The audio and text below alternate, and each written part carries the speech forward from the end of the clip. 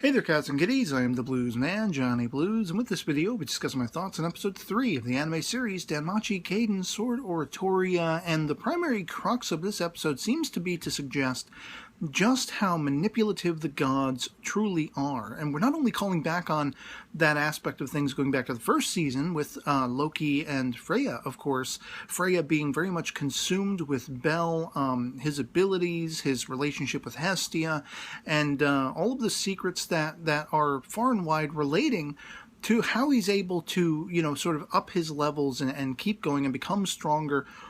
And it's just sort of right out of left field for her. So she's very much surprised by that. The whole first season delves much more deeply into that. This particular season, of course, as I've spoken about before, it's still very much closely following the events as they transpired in the first season, but a lot of it is just offshoot the original sort of focus, and we're focusing on it from another point of view. In this case, we're following largely around Loki. She has eyes, in tandem with her and everything as her pseudo punishment for, trying to go back in to the dungeons and once again master her leveling up and everything like that. Taking Lafia in tandem with her, and so whereas Lafia wants to hang out with Eyes and go to Monsterphilia with her and everything like that. Unfortunately, that's not going to be happening. She's really obsessed with the indirect kiss thing. It's like, why? Why? Is that really a thing? Is it that big of a thing? That monumentous? That substantial? If you sip out of a bottle someone else had? I always wipe the the lip of the bottle if that happens, no matter who it is. So it's not really an indirect kiss. They're just really obsessed with that. But it's interesting, once again, we're beginning this episode with the sort of gala event of the gods, where, if you recall back to the first season, this was where Loki was getting up in Hestia's face and belittling her and everything like that, trying to provoke her, that kind of thing. And, of course, that worked in tandem with Freya's interests in Bel and such like that. And from this point of view, we get there a little earlier, and, of course, Ganesha is doing the sort of ceremonial announcements and everything at the beginning, much as he did. But this time we're introduced to Dionysus, and he's approaching Loki, and he's got something up his sleeve as well. I mean, every one of these gods has some sort of manipulation game they're going to be playing. And you're not really sure from right off the bat what it is he's going to be getting up to. We find out, of course, when the Monsterphilia is going on, and that's retracing the steps from the first season where monsters have run amok. They've gotten free from Ganesha Familia, as set free by Freya and such like that. Other sort of mitigating parties who just want to be puppet masters and play with the lowly humans and adventurers. Do we see, this is kind of where it stems off again. It splinters off from the focus of the first season, where we were very much focused on Bel, and I think it was he and Hestia chasing through the city streets with one of these creatures after him, and Minotaur, whatever it was.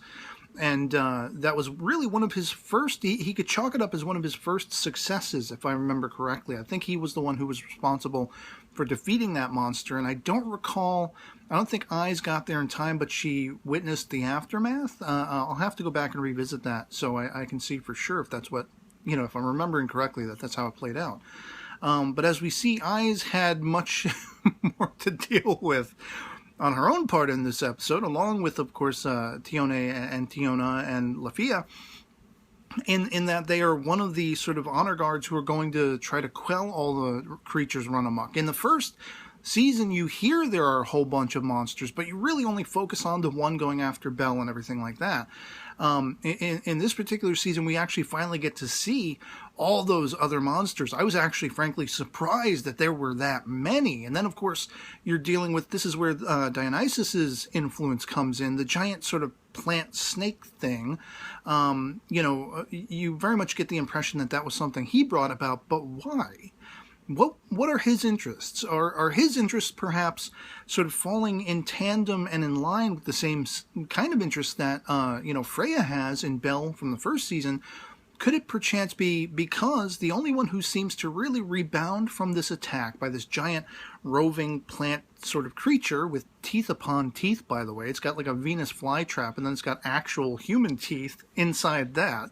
It's having its way with Eyes and Tione and Tiona, respectively, and this really provokes Lafia to step up her game, to finally call forth the magic which she had just been previously trying to do, but she almost, I thought she was mortally wounded. I was like, they really better save her life. She's got blood splurting out of her mouth.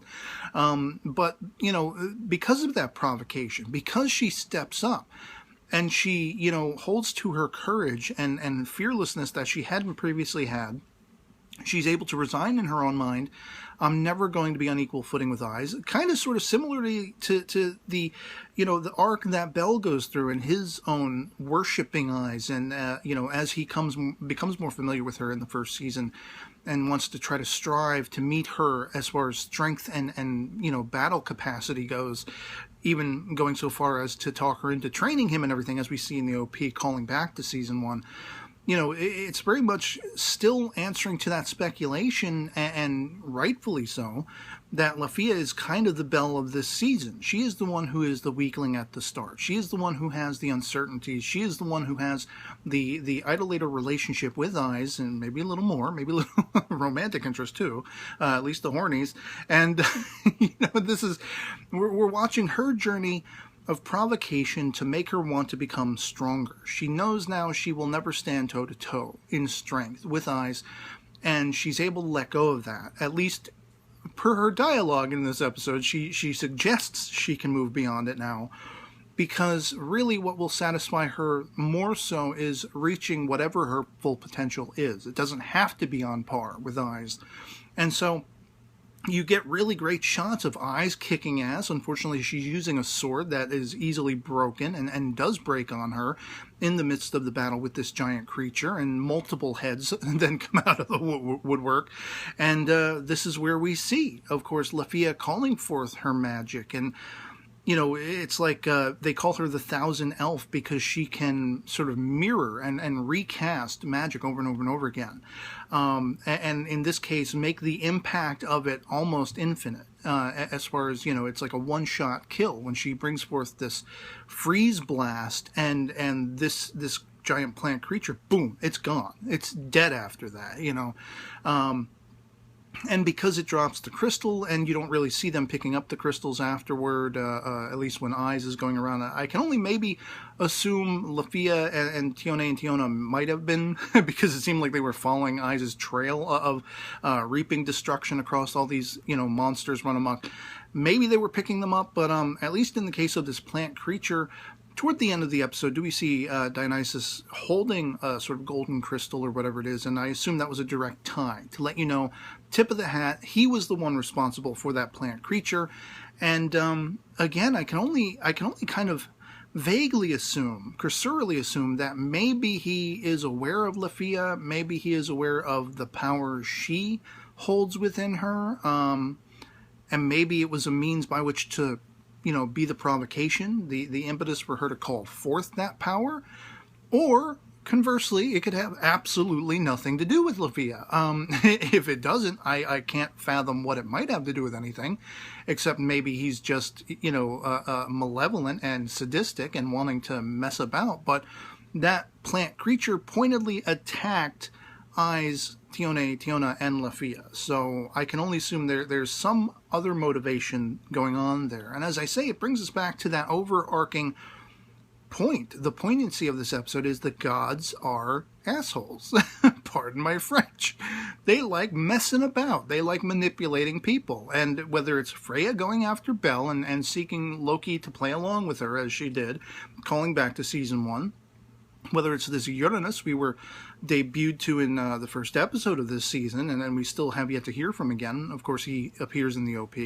Whether it be Dionysus and Demeter and whatever it is, the gods like messing about. And unfortunately, the weakest of humanity are going to be the most victimized. And so we have to depend kind of sort of on people like Bel Crandall, like Hestia, who's more benevolent. You know, she's snarky and you know, sort of self-involved and everything, going back to season 1 a little bit, but to comedic effect, she really, there's no malevolence in her actions or selfishness that is, you know, would be siphoning away anything from anyone else. Whereas all these other gods, they, you know, because they are gods, they have chips on their shoulders, you know, and there's really no one to stop them, so to speak. So they're just going to do whatever they want, and they're going to be as playful and sadistic as they want. And so, as I say, we have to sort of rely on the warriors, the adventurers like Bell, like the people he accrues and brings into Hestia Familia, and people he works in tandem with, like Eyes, who goes ahead and trains him and tries to help him become stronger. And it's like I have said before, going back to season 1, I mean, he really earns every leveling up, every success that he accrues.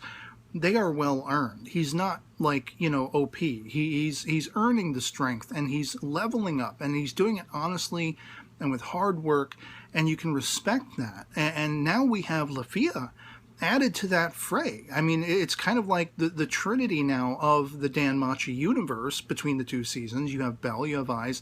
Now we have Lafia, who is very much she's even weaker and more uncertain than when we first encountered Bell. And already 3 episodes in, she also has her first success. So she's very much sort of the Bell of this season. And I guess the only qualm is, with the way Eyes' personality is, the way her character traits and tropes are, she's so soft-spoken and monosyllabic that, even in a scene an episode where she's in a lot of the scenes, there are still other characters surrounding her doing much more talking. There's much more dialogue from all the surrounding characters, so you can't even say you're really getting to know Eyes. In what I was led to believe was supposed to be her show. She's a central figure, but she is not the main character. It's an ensemble cast. If you can get beyond that, if you can grow to have a rapport with all the different characters surrounding her, and become more interested in what's going on in the story, then I guess you're better off. You kind of got to let go of the fact that, as I did, I made the misassumption she would be the focus character and we'd get to know her that much more. Well, apparently not. Not by much in any case, other than the fact that she appreciated the clothes Lafia had bought her, and she was sad that they were all destroyed after the monster attack and the monsters run amok and everything like that. But otherwise, damn good episode. Really loved those familiar aspects. There's one shot before they actually have Loki, Eyes, and Freya have their little meeting overseeing Bell running by in the streets below. They showed that building, and I immediately recalled that, oh, that's where Freya is. She's watching, and I wonder if we're going to get to see. And then moments later, as I'm finishing that thought, do we have Loki and Eyes meeting with Freya and talking about Bell and the manipulation that she's going to put forth, asking Loki to play along. And aspects like that, things that I do remember for sure from the first season that we're seeing from a different point of view in this season, are the things that get me the most excited.